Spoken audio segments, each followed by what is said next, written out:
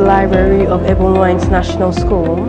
As you can see, this library is well equipped with different books that you can read during your leisure time and as well during your free periods.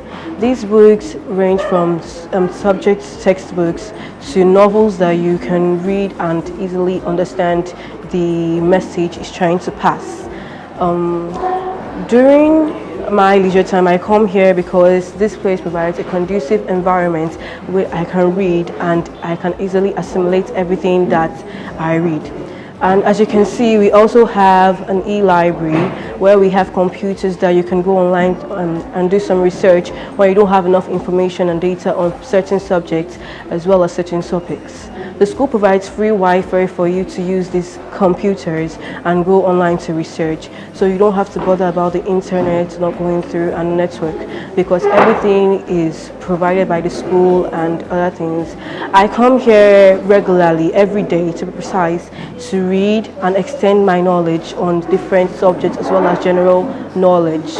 And I also use the e-library, or let me say the computers, to go online and research.